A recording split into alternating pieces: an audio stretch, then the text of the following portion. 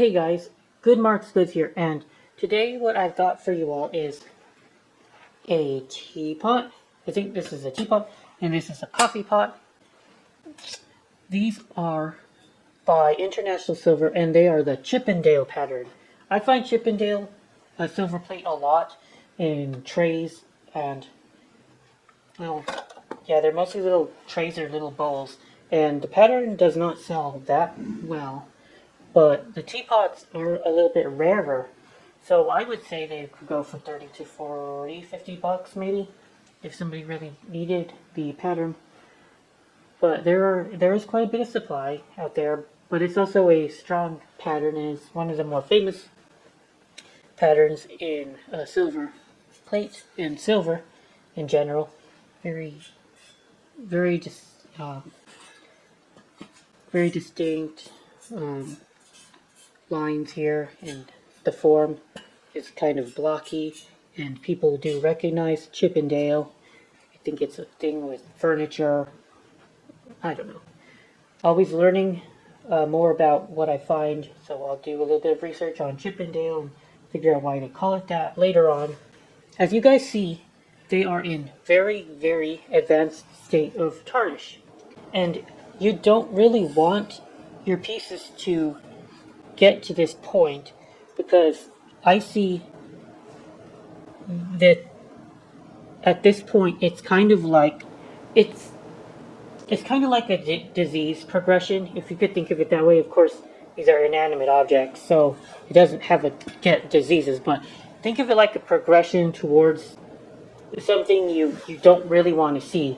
And when the tarnish gets this bad, it covers the entire surface. That means that sulfur from the air has been reacting with the silver on the surface. If the tarnish is allowed to remain the way it is and you put it in an environment where it will even get worse. Say there's humidity, other problems like you're living in an area with pollution, like cook eggs or do something like that. In that kind of environment, that tarnish will start to eat away at the silver and start attacking the base metal underneath the plate. So at that point, once that happens, you start to form very ugly little circles around your piece, and they look like your piece is going to start looking like it has chicken pox. And the only way to get rid of that, you'll have to rub really hard, and you'll still see areas where this occurred, and it looks very ugly. The only way to save it at that point and to bring it back to perfect condition is to replate it, and that's exceedingly expensive for almost every silver plated pattern out there. I can think of maybe 2 or 3 patterns where if you replated something, you'd at least be able to recoup most of the price of the replating, but you definitely wouldn't profit by replating a piece and trying to resell it. That's just not going to happen unless it's a very special and beautiful piece of silver plate. That's just not going to happen. But regardless, now I am going to spend my morning here, and today I want to kind of like compare my favorite way to clean advanced tarnish off of pieces. And the first one, I have a silver polish, and then the second way you can attack this is through the boiling water and foil method. Each method seems to have a lot of success with me, especially the polishing method, because I have an amazing silver polish that I found that I love to death. So I'll do a treatment on the bigger one with the polish, and then we'll throw the smaller one into the salt and baking soda bath.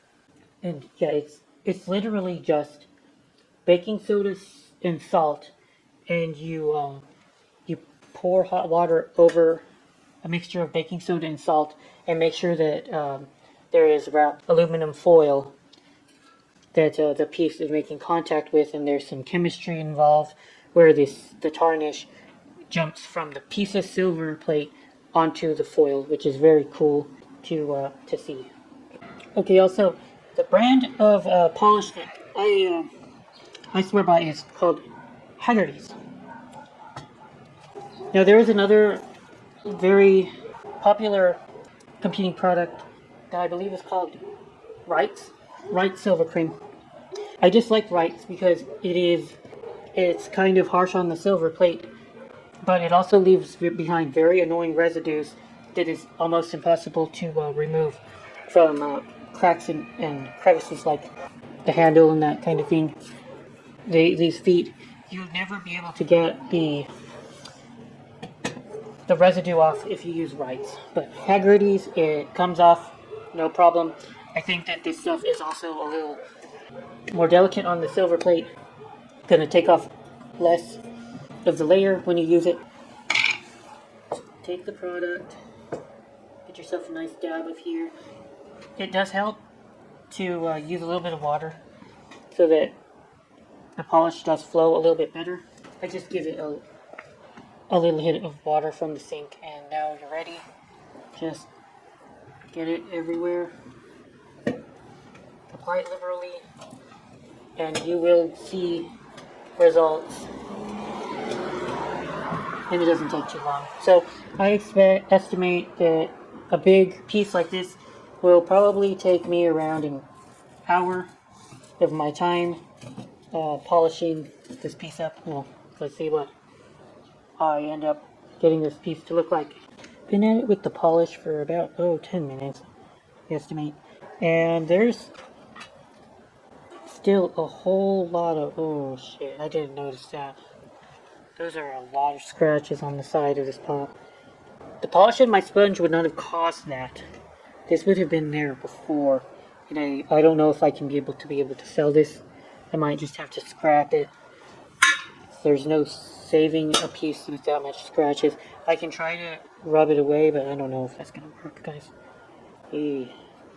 Another 10 minutes or so of polishing, and we're starting to see signs that there is something shiny underneath. The polish is working. There are patches of silver starting to form. I've been working a lot on that area. Not only is it more polished in this area, but the scratches are a little bit less pronounced. So this is a good progress. I'm not going to give up on this piece just yet. So it continues to go well with the bigger piece, I believe that's the coffee pot. But here's our second victim in this video series, and now we're going to try to do the saltwater baking soda foil method. Just put the victim in the bucket here. This is good because I have a lot of coverage with foil. The foil is everywhere surrounding the piece. I'm going to go ahead and put a piece of foil on the top. Now I've got the baking soda and the salt in the bucket. I'm just going to add boiling hot water, and we'll see how this goes.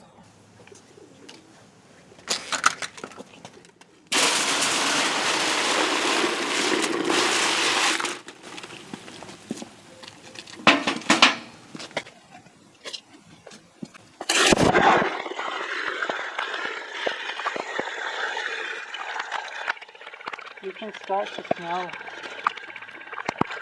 the tarnish just come off. It is this kind of weird smell. You can literally smell the thing working. You don't want it to go to be in the water too long. It's an almost instantaneous reaction, unlike the polish, which takes a good hour or so of elbow grease.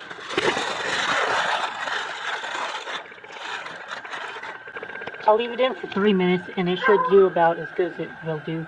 You don't want it to be in there too long, or else the salt will start to corrode your silver plate. don't want that. There you go, guys. Instant shiny. Almost instantaneous. Okay, guys, so here's what it looks like now. I've polished this piece up. This is the one we went with the silver polish.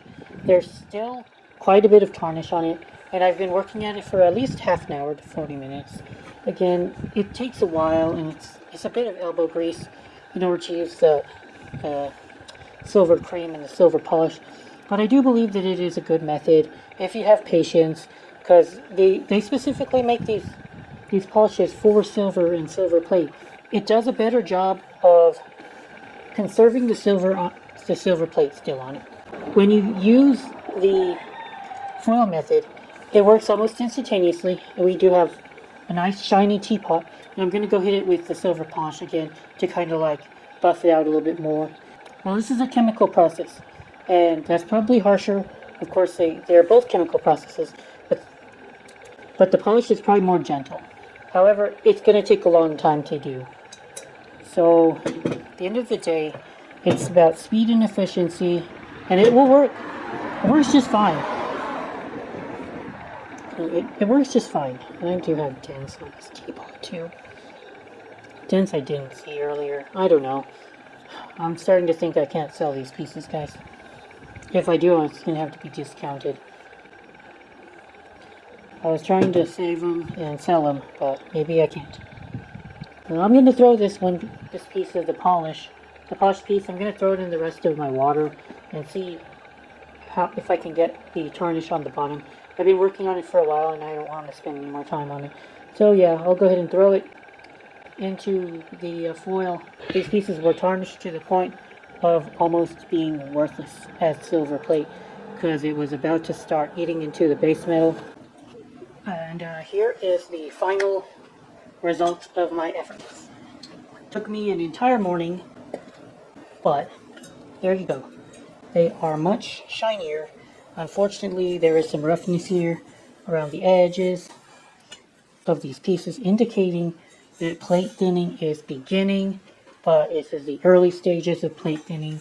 It's not going to be atrocious for a little while longer as people continue to use it and it continues to be tarnished and polished. The supply of this stuff will gradually shrink as more and more pieces are in worse and worse condition, and over the years, people who end up inheriting this stuff do not appreciate it the same way that the older generations have. There's not an infinite amount of this stuff. The overall average condition of this stuff in aggregate is always slowly falling. Alright, thank you guys for watching this video. I hope you all had fun and thought that this was interesting. I am happy to have given you guys ideas for cleaning silver plate if you decide to save some very tarnished pieces. Hopefully I've given you some good pointers. That's it for today's video, guys. Thank you for watching. Good Marks Goods out.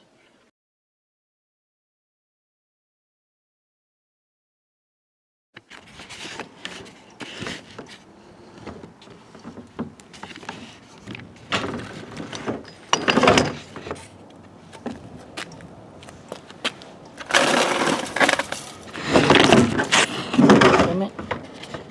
You fucker. What are you doing?